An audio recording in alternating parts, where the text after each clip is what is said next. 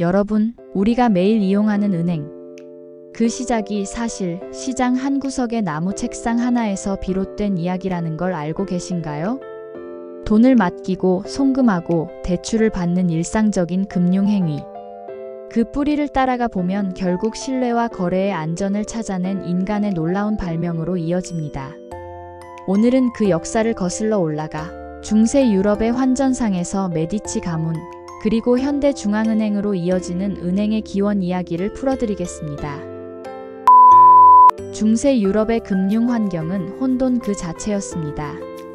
영주, 도시, 왕실이 제각각 화폐를 찍어내다 보니 금속 함량과 가치는 늘 들쭉날쭉했죠. 상인들에게 가장 큰 문제는 이 돈이 진짜 얼마짜리냐? 였습니다. 그래서 시장과 대성당 앞 항구 도시광장에는 주화를 감정하고 교환해주는 전문가가 등장했습니다. 그들이 바로 환전상입니다. 그들은 책상 하나 내놓고 앉아 돈을 비교하고 계산했습니다. 이때 그들이 사용하던 긴 벤치나 책상을 이탈리아어로 뱅코라고 불렀습니다. 그리고 바로 여기서 오늘날의 단어 뱅크가 탄생했습니다. 하지만 환전상은 단순한 거스름돈 교환자가 아니었습니다. 곧 그들은 결제의 안전을 보장하는 역할까지 맡게 됩니다. 멀리 떨어진 도시로 금화를 들고 이동하는 건 너무 위험했기 때문에 사람들은 문서 한 장으로 거래를 대신하기 시작했습니다. 그게 바로 환화음이었죠. 예를 들어 A 도시에서 내가 예치하면 B 도시의 내 동업자에게 지급하라. 이 문서가 바로 거래의 믿음을 주었고 국제상업망을 잇는 금융혁신의 출발점이 됩니다. 이 문서를 통해 환전상들은 환율 제시, 지급 확약, 결제 청산을 담당했고 심지어 당시 그리스도교의 고리대금 금지를 피하기 위해 환율차나 수수료 형태로 사실상의 이자 기능까지 수행했습니다. 결국 환전상의 뱅코 위에서 예금, 지급, 이체, 환전, 신용장이라는 오늘날 은행의 기본 서비스가 모두 태동했습니다. 12세기에서 13세기 프랑스의 샹파뉴 박람회는 유럽 상업의 중심지였습니다. 이탈리아 상인, 한자동맹, 플랑드르 직물상들이 모였고 환전상들은 이 박람회를 국제청산소처럼 활용했습니다. 이곳에서 도시간 채권과 채무가 맞춰지고 환화음이 대량으로 발행결제되었습니다.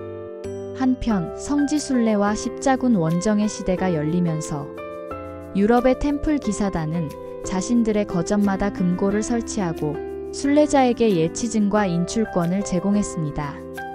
예루살렘에 금을 맡기면 런던에서 찾을 수 있다. 이것이 바로 장거리 송금과 보관 서비스의 시초였죠. 이 시스템은 단순한 편의를 넘어 조직망의 공신력이 어떻게 결제 신뢰를 키우는지를 보여줬습니다. 즉, 신용은 개인의 약속이 아니라 제도의 신뢰로 발전하기 시작한 겁니다. 이제 무대를 이탈리아 도시국가로 옮겨봅시다. 피렌체, 제노바, 베네치아는 이미 해상무역과 정교한 장부문화를 바탕으로 금융혁신의 중심지가 되어 있었습니다. 14세기 초 피렌체의 바르디와 페루치 같은 대형 은행 가문은 잉글랜드 왕실의 막대한 자금을 빌려주었다가 왕실의 디폴트로 크게 타격을 입습니다. 이 사건은 금융사에 중요한 교훈을 남겼습니다. 국가의 부도는 은행을 무너뜨릴 수 있다. 하지만 금융의 진화는 멈추지 않았습니다. 1397년 조반니 디 비치 대 메디치가 설립한 메디치 은행은 로마 교황청, 베네치아, 제네바, 브리헤, 런던 등 유럽 각지에 지점을 두고 네트워크형 은행 모델을 완성했습니다. 메디치 은행의 성공 비결은 세 가지입니다. 1. 분산된 지점망과 내부 청산 시스템. 각 도시의 장부를 정기적으로 맞추고 환화음과 상계로 유동성을 관리했습니다. 현금을 최소화하고 신용으로 결제했죠. 2. 복식부기 도입과 리스크 관리. 차변대변으로 기록하는 복식부기 체계 덕분에 손익, 지점 간 계정, 외화 평가 손익을 정확히 관리할 수 있었습니다. 3. 국가와 교황청 금융 연결. 교황청에 11조나 면죄부 수입을 징수송금하며 안정적인 수수료 수익을 확보했습니다. 신뢰 높은 고객과 연결될수록 은행의 신용도도 함께 상승했죠.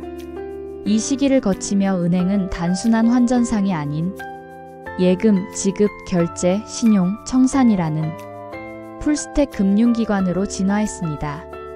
이 흐름은 이후 제노바의 산 조르조 은행, 암스테르담 은행, 그리고 영국은행으로 이어지며 상업은행, 공적은행, 중앙은행으로 발전하는 계보를 완성합니다.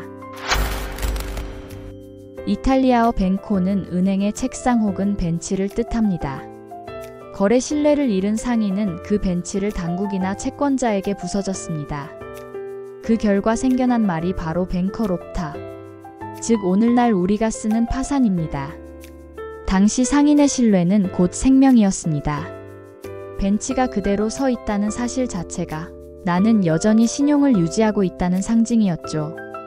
그리고 이때부터 신용은 단순한 약속이 아니라 법과 제도에 의해 보완되고 보호되는 자산으로 자리 잡게 됩니다.